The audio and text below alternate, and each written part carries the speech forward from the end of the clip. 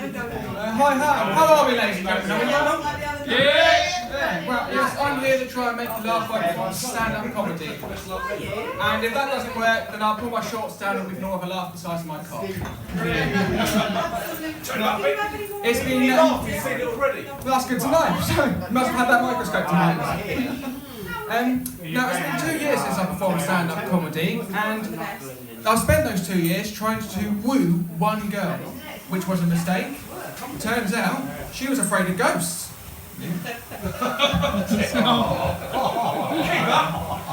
Still, it's better than my mate. He spent the past 2 years covering his knob with peanut butter and discovering any animal will lick it until you orgasm. Which is why he's now banned from Marwell. And people have tried to encourage me to perform stand-up before by giving me jokes that I could use in a future routine. So what I thought I'd do is I thought that I'd use them in this routine, and then you guys can decide whether they're funny or not. Okay? So we'll start with this one from my friend Rachel. Why do Jews get circumcised? Because they go for anything with 20% off. And because it's been a couple of years since I last performed stand-up, people have been asking me, oh, what have you been doing instead?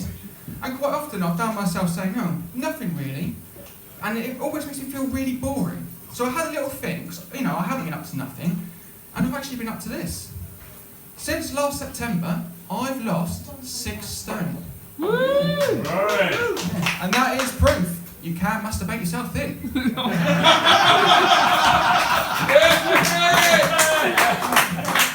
I'm trying that tonight. He won't work on you. Give you a hand if you want. When you talk like And when I tell people this, they often ask me, what made you do that? And, I tell them, I did that because I wanted to be healthier. I did that because I wanted to be sexier. I did that because I wanted my cock to look bigger. Still didn't work though, worth a go. But I'm not surprised that people ask me what made me lose the weight, because we've all got hang-ups about our bodies that we wish we could change if we could, right? Katie Price is a prime example of this. She's a woman who keeps on having plastic surgery in order to become better looking. But when will she realise you can't polish a turd? The way I've done it is just cut out all the carbs and just eat loads of meat. Sausage is my favourite. Chorizo, Cumberland, circumcised. The Jews aren't the only ones that like things with 20% off. There are a couple of downsides though to losing all this weight, and one of them is that apparently it makes me look even taller, which is just great, because it now means I'm more and more often hearing the immortal phrase, "Fuck me, you're tall," but then whenever I whip it out, they run away. The other downside is that I've got all this flabby skin now, and I know that the only way to get rid of that is to go to the gym, and that always makes me feel really self-conscious, especially in the changing rooms. And I know that as a man, I'm not meant to feel self-conscious about being naked. But you should have heard the fuss they made when they caught me in the girls' changing rooms. They even had a go at me when I wasn't even in there. Apparently I left brown stains all over those bikes. And in the gym, they've got all these motivational slogans plastered all over the walls in order to help you, encourage you to lose weight. But to be honest, they're nothing special. They actually sound like they belong in an advert. Go hard or go home. Viagra. Could you imagine if I took a Viagra in the gym? You almost done? Yeah, I've just got one more belt to lift. Sorry, one more belt to lift. There we go. Nothing ever came from a comfort zone. Anal. I'm working on myself, for myself, by myself. Closet masturbation. And one final one, learn to love the burn. Gonorrhea.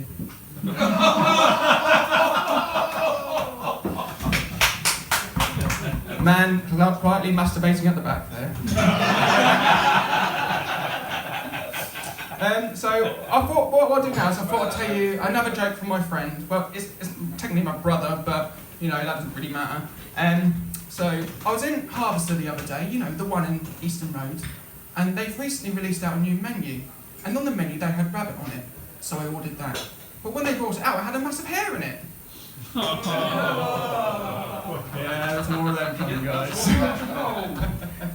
Let's see, what else have I been up to? Oh yes, I've recently become an uncle. That's right, my brother's had a child, so not bad going for a couple seconds work on his part.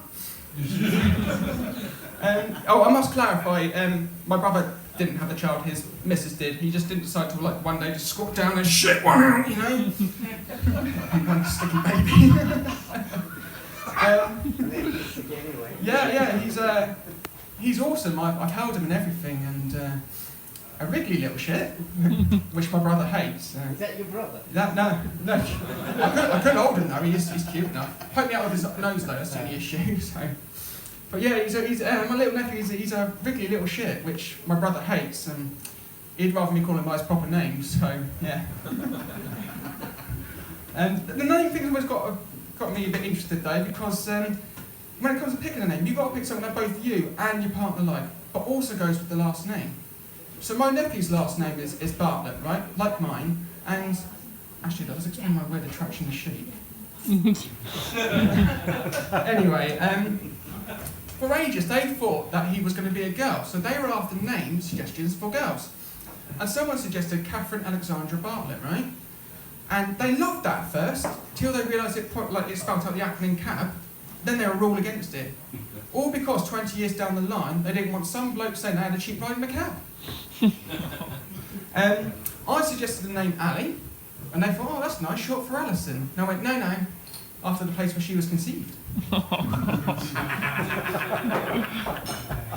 And the bus stop. And the bus stop. Who's called Bus Stop? What are they doing, getting on the 69, are they? Yeah, one weird one that was suggested was Ariel. Now, I've got two issues with that name, right? One, it's something that you used to put on top of a TV, and two, it's a washing detergent, right? If you're going to name him Ariel, you might as well just name him Calgon, because that way, if you put it in the washing machine, it at least lasts longer. Could you imagine naming children after things that you find around your house? Yes, this is my daughter Ariel, right? My other daughter Andrex, and here's my son Oral-B.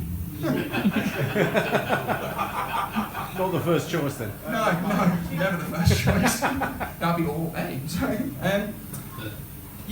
But in the end, obviously they had a boy, and they named him Edward, which is a nice name, don't you think? Right? Mm-hmm. And I remember the day that he was born, and I remember holding him in my arms and thinking, hello.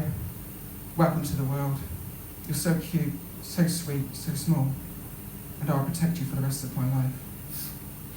And then he shuttled down my arm. It's what they do. It is what they do. Some of us still do it. So